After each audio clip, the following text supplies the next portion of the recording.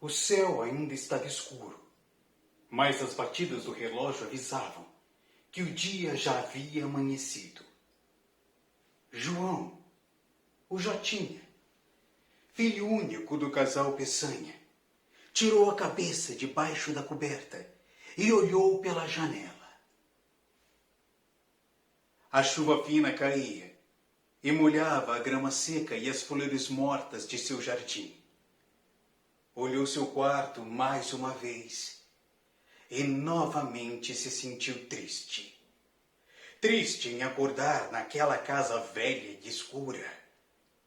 Era um lugar assustador. As portas rangiam toda vez que alguém as abria. As luzes piscavam quando alguém as acendia. Mas não se engane. A casa de Jotinha não era mal assombrada. E muito menos aquele ar envelhecido era culpa de seus pais, que não cuidavam do lugar. A família Peçanha era pobre, não tinha dinheiro, e o lugar precisava urgentemente de reformas. Mesmo sabendo disso tudo, e amando seus pais, Jotinha ficava muito irritado com tudo aquilo. E toda manhã era a mesma coisa. Jotinha não queria sair debaixo das cobertas e ir para a escola. Era uma verdadeira tortura. E não pensem vocês que era por causa da matemática ou das provas, não. Era porque Jotinha, uma criança como você, um menino de apenas 10 anos, não queria deixar seu quarto e encarar as pessoas. As pessoas lá fora eram maldosas e riam da casa onde ele morava, dizendo que parecia um cenário de filme de terror. E pior, riam dele, riam de Jotinha. Vejam, Jotinha já está se levantando da cama, e agora sim podemos vê-lo melhor. Jotinha não tem o corpo como o de outras crianças. Ele nasceu com uma doença e conforme crescia, sua coluna foi ficando arqueada e ele foi ficando cada vez mais corcunda. Suas mãos tremem como vara verde. Mas seu rosto é lindo. Lindo como de um príncipe de contos de fadas. E seu cabelo castanho cheio de cachos, e ele tem olhos de um azul tão profundo como sua tristeza. Acontece que ninguém olhava para o belo rosto de Jotinha. As pessoas ficavam chocadas com seu corpo, como se todos os corpos não fossem uns diferentes dos outros, não é mesmo? A mãe de Jotinha, na tentativa de ajudá-lo, costurou uma capa preta para disfarçar sua coluna, mas isso só piorou as coisas. Na escola, o apelidaram de um monstro. As crianças mais malvadas atiravam lixo no menino enquanto ele passava com sua capa preta. Levi era o pior de todos. Levi era o que mandava as crianças menores maltratarem Jotinha e rirem dele. E naquela manhã chuvosa, não foi diferente. Quando viram Jotinha, eles começaram a gritar: Monstro! Você é um monstro! Volta pra casa! Bem que eu gostaria de voltar para casa, pensou Jotinha. E se sentiu sozinho, sem poder revidar. E então foi alimentando cada vez mais tristeza, cada vez mais raiva. Mas calma. Nem todos eram malvados com ele.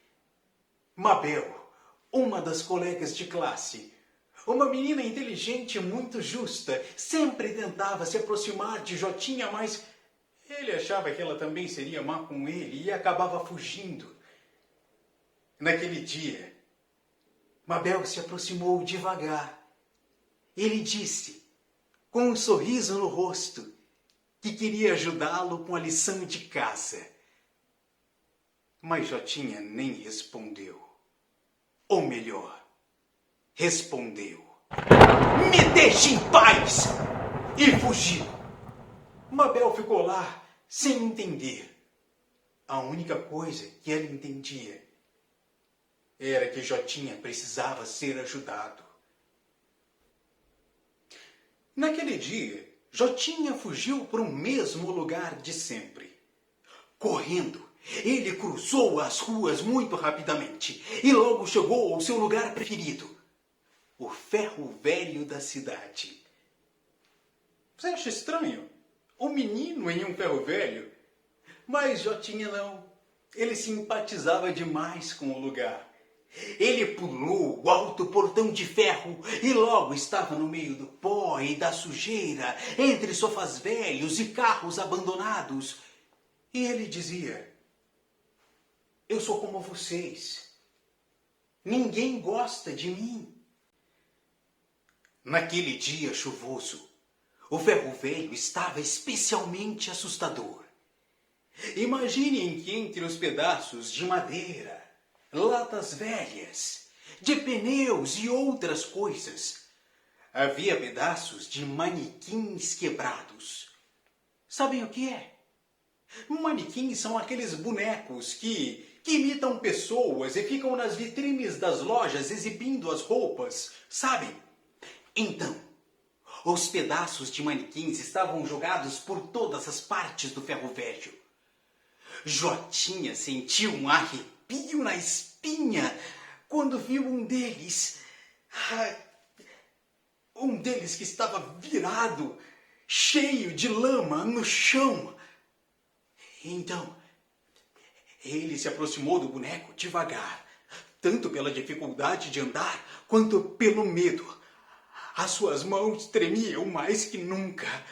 E quando ele esticou o braço para virar aquele boneco... Bum! O gerente do ferro velho abriu o portão com força. E Jotinha soltou um grito tão alto que assustou o homem. Ah! O gerente do ferro velho só aparecia ali uma vez por semana. E quando viu Jotinha, lhe disse, inventando, é claro, que ele não deveria estar ali, porque aquele lugar era assombrado. E disse, fazendo uma voz assustadora, corra, ou você não sobreviverá. E Jotinha correu, mesmo com a dificuldade e com o medo todo, ele correu. Apesar do desespero, ele teve uma ideia brilhante. Enquanto ele corria, ele pensou em uma vingança.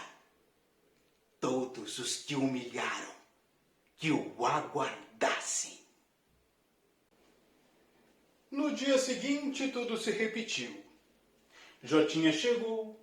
As crianças, como sempre, xingaram ele, jogaram lixo em sua direção. E Levi, Levi ria de gargalhar. Mas Jotinha, pela primeira vez, confrontou o inimigo. Você, Levi, você se diz tão corajoso, quero ver do que é capaz.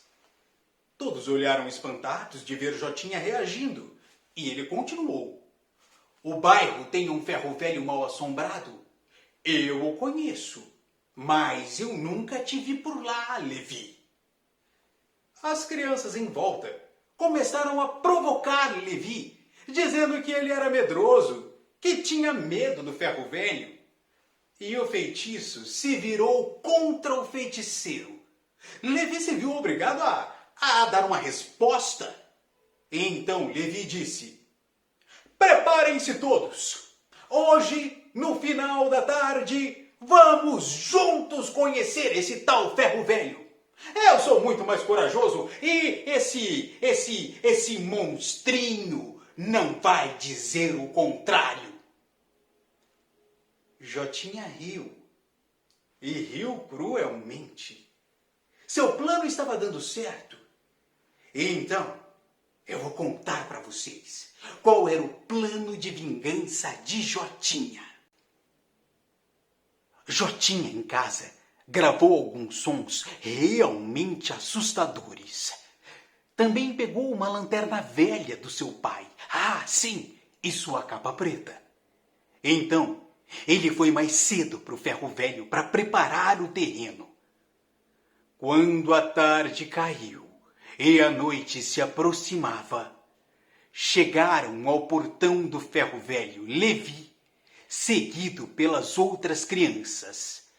Até Mabel, que não gostava muito do Levi, acabou indo só pela curiosidade. Nem por um segundo Jotinha pensou em desistir do plano. Pelas suas veias corria um sangue frio, e por alguns minutos ele até se sentiu um monstro que diziam que ele era.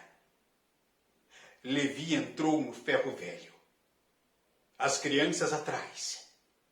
E quando não viu nada, ele soltou uma gargalhada e disse: "Ah, estão vendo só? E não tem nada por aqui. Aquele monstrinho queria nos assustar."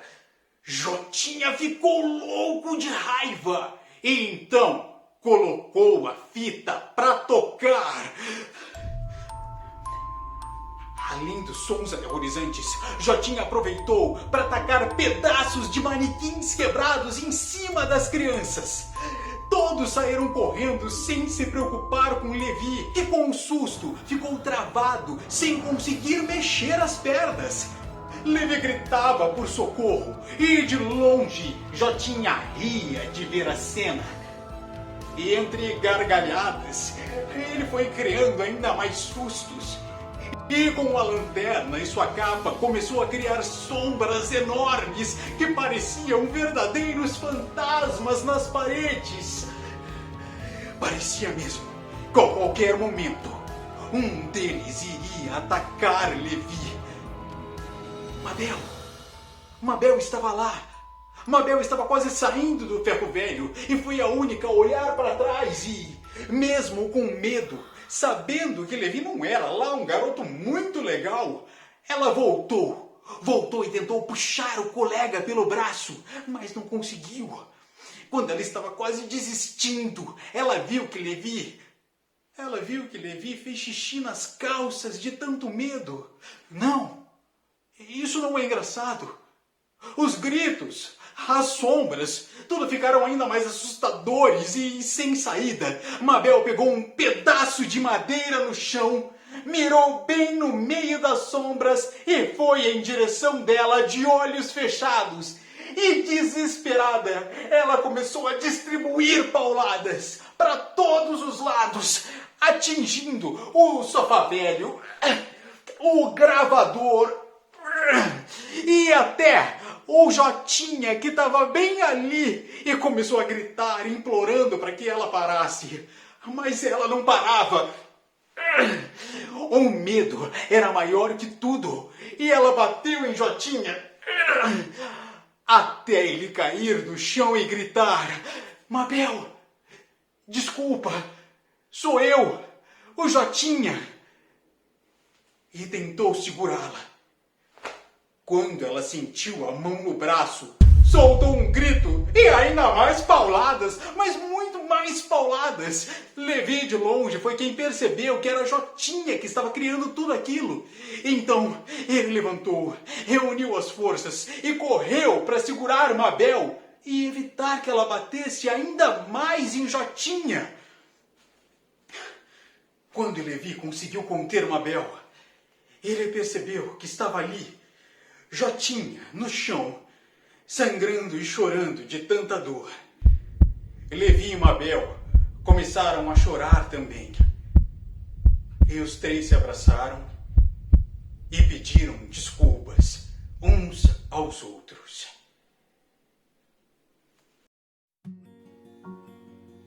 Em seguida, Levi, que era o mais forte de todos, carregou o Jotinha até o hospital para que cuidassem de seus machucados.